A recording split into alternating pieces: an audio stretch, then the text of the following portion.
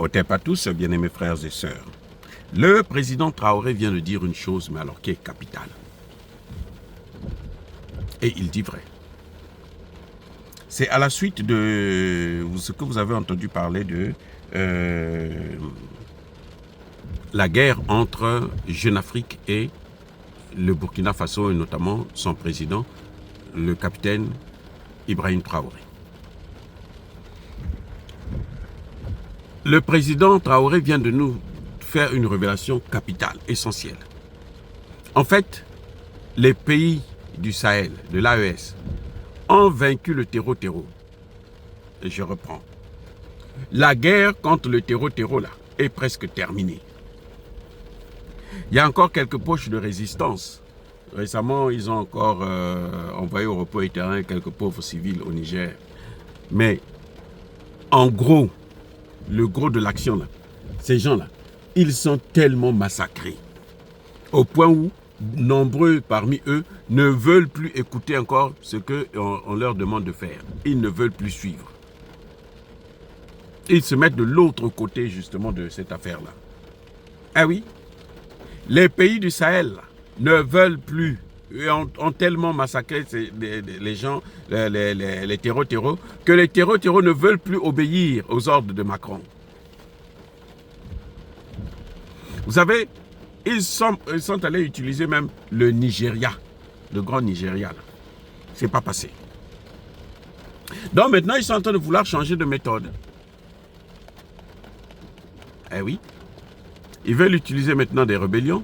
Ils veulent utiliser des guerres civiles, déclencher des guerres civiles. C'est pour ça que vous voyez que depuis un certain temps, dans des journaux comme Jeune Afrique, on fait que sortir le massacre. On parle des massacres des Peuls, de la déstabilisation, le calvaire des Peuls. C'est-à-dire que tout ce qui est des problèmes des Peuls, dans tout ce qu'ils font, il y a quelque chose qui concerne les Peuls, dans les articles. Chaque semaine, il y a un article qui concerne les Peuls, où on fait croire au monde entier, on fait croire aux Peuls du Sahel qu'ils sont persécutés. Ce qu'ils ont oublié, c'est que les Peuls, c'est l'une des plus grandes populations, des plus grands peuples d'Afrique. Parce que les Peuls, vous les trouvez depuis le Sénégal, jusque même au Cameroun. Partout où vous allez, dans nos pays, là, il y a des Peuls. Donc, si vous dites que les Peuls sont persécutés, mais ils ne peuvent pas être dans tous les pays, ils ont choisi cette population. Ce n'est pas par hasard. C'est parce qu'ils savent qu'ils sont nombreux et très nombreux, et dans la plupart des pays africains, et notamment en Afrique de l'Ouest.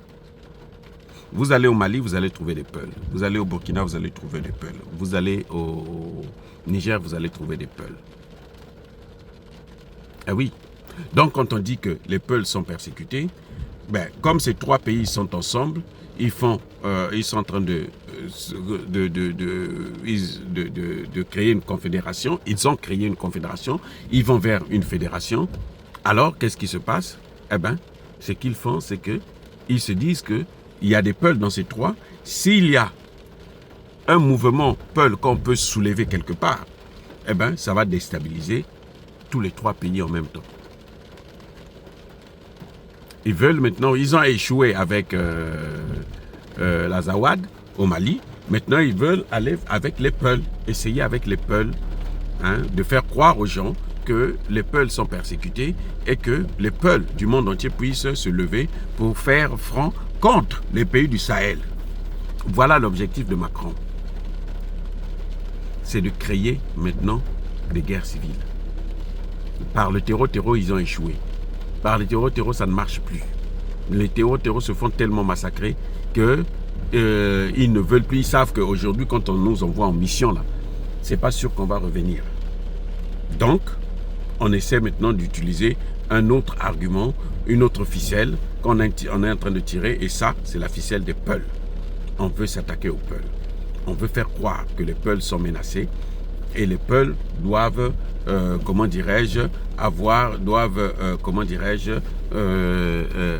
être protégés, et ils doivent s'organiser en une force qui va agir. Et puis eux, ils vont leur donner bien sûr les moyens, des armes et autres pour pouvoir mener la guerre. Les Peuls sont-ils prêts à faire ça? Je ne pense pas. C'est là le vrai problème. Parce qu'il y a des Peuls partout. Vous savez, Assimi Goïta, là, la femme de Assimi Goïta est Peul. Eh oui. Bon, comment vous allez faire croire aux gens que Assimi Goïta est contre les Peuls? Il y a un problème.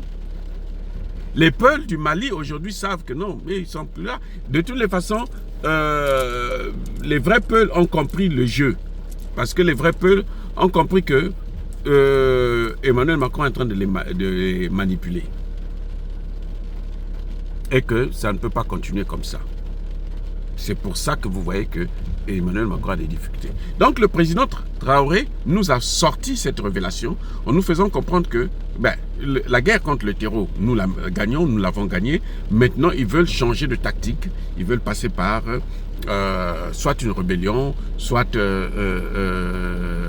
créer une guerre civile. C'est ce que les Américains appellent révolution de couleur. C'est à peu près la même chose, sauf que la guerre civile, il y a un affrontement direct avec l'État et avec les autres peuples. Mais une révolution de couleur, c'est à peu près la même chose.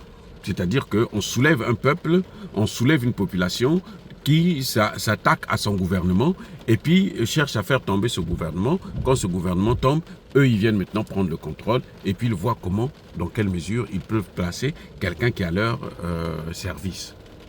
Ce qui est maintenant de plus en plus difficile. Surtout que les pays de l'AES sont en train de s'organiser d'une manière que personne ne peut contester aujourd'hui les bienfaits du comportement, par exemple, d'un président comme Traoré. Toute l'évolution qu'il est en train la révolution qu'il est en train de faire. Il est en train de révolutionner le système de gestion en Afrique. Et que ça restera gravé dans l'histoire de l'humanité. Voilà. Les amis, encore une fois de plus, soyez bénis, abondamment bénis par le Dieu des Kémites et par nos ancêtres angélisés. Mais que tous ceux qui persécutent le continent africain, le pillent et le déstabilisent, qu'ils soient noirs, blancs, chinois, arabes, juifs, indiens, ou qu'ils soient punis, maudits, foudroyés, neutralisés, écrasés, effacés par le Dieu des Kémites et par nos ancêtres angélisés. Vive l'Afrique éternelle, j'ai dit et j'assume.